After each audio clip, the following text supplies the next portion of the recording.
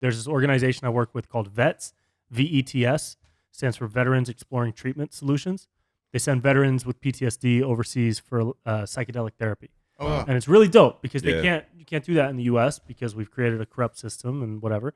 But this organization funds trips for veterans, and they have an annual gala to raise money. And he was the keynote speaker, and they asked if I would MC the event. So I got to MC the event, and I roasted him on stage. He came up and gave his keynote, and we met. Wow. Super cool guy. So that's like a really amazing. That speaks to like the power that social media can have to connect you with people. You know, because you don't really need to rely on the old industry model of being like knighted with the sword by the president of Rodeo Drive in order to do whatever. The gatekeeper. Yeah, and there's no more gate. There's a lot less gatekeeping now. You can build your own gate and keep it. And we're seeing it across like multiple industries. Like I watch a lot of like archaeological things, and you have people like in Turkey at a dig site communicating with Americans or something, having like theories on it or presenting more evidence. And like there's so many different like benefits of having everyone connected like that. Yeah. But speaking of that, like the psychedelic treatment stuff, one of my buddies did like a ketamine therapy, and it literally changed his life. And he like swears by it. Yeah. But he's also like believes in psilocybin and everything that mushrooms can do. It's like mushrooms gave us penicillin, which like totally advanced humanity in the 20th century, and or was it 1800s or 1900s? No, 19, but like, why aren't we exploring that more? Right? Like, dude, mushrooms can do. So, do you guys know who Paul Stamets is? I've heard the name. His last name Stamets. He just did another episode on Rogan. So does he wear the mushroom hat? He does. He's the mushroom hat guy. Yeah. Oh, okay. So this dude for years has been like the mushroom guy, and he's done like incredible research into the healing powers of like lion's mane, to help with cognitive function and reverse Alzheimer's slowly but surely. Wow. Also like turkey tail and how turkey tail mushrooms can really help your gut, and can help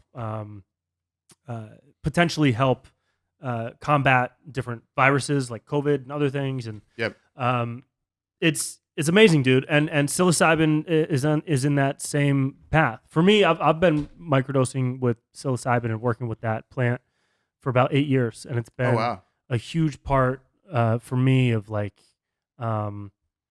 it's helped me with manage stress, anxiety. It's helped me navigate low moments in a better way. It's helped me creatively just approach creative projects that I'm working on, or handle problems with a different like creative approach. Just critical thinking sometimes can be creative. Yeah.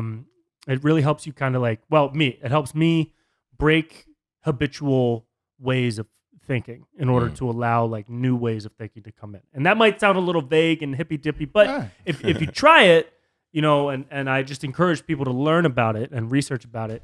It's really, really powerful when done with intention and correctly. Yeah, I could definitely see the creativity part. Yeah, for sure. yeah.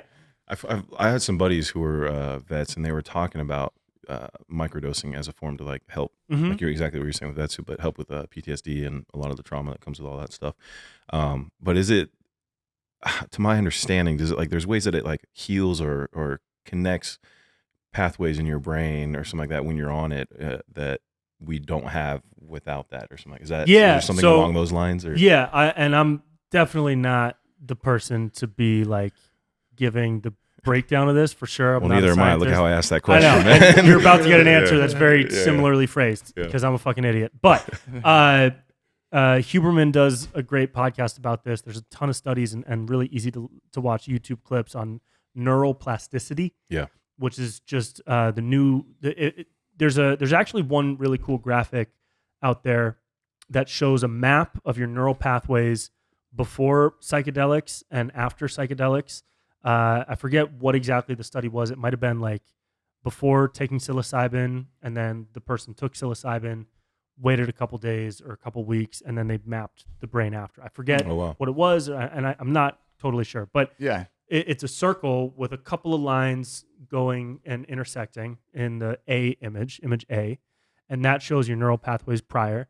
And then the second image after working with the medicine, there are like 10 times the amount of lines and connections in that circle. And it's just a way to map the neural. It's not a map of your brain. It's just like a visual representation of your neural pathways and neural connections. It helps you learn, dude. It's nuts. It's crazy. Yeah. It really, really, it can help you learn. It can help you integrate information better and have, for me, again, it's really helped me approach different stressors and sources of anxiety in a different way and really think and meditate on why I'm feeling down in low moments. Because in this business, there's highs and lows, right? It's all highs and lows. It's all highs and lows. Yeah, It's going to be a roller coaster till the day we die. Yeah. And the better you can navigate those low moments, the more high moments you're going to have. Yeah. And the longer the high moments will last. You're always going to have low moments, right? Absolutely. So Yeah. that's what it's really helped me do. And I love that explanation too. It's like, obviously we're not doctors, but we always encourage like independent thinking, independent research, and like hopefully we can at least prompt people out there listening to go check it out for themselves and, just if they're interested, right? And, dude, yeah, and go explore. it's because just like AI, psychedelics are not going anywhere. It's been a long time coming that a lot of these medicines and substances need to be treated with like reverence, respect, and acceptance as being just as good, if not better, than a lot of the medicines put out by Big Pharma. Yeah. So like the MAPS organization, do you know them? MAPS. They're at the forefront of pushing MDMA through the FDA process to get it legalized for therapy. Okay. So MDMA therapy is a very real thing, first and foremost with veterans and trauma survivors. But then after that, potentially for folks like us, for people who maybe are more inclined to do a therapy session with an MDMA licensed therapist than they are with a regular therapist or whatever. It's just another addition to trying to reduce the overall trauma of the world. So there's a lot of really good work going on in that space. Interesting. Thank you for watching. Don't forget to drop a like if you enjoyed the video. And subscribe and hit the bell for a whole lot more to come.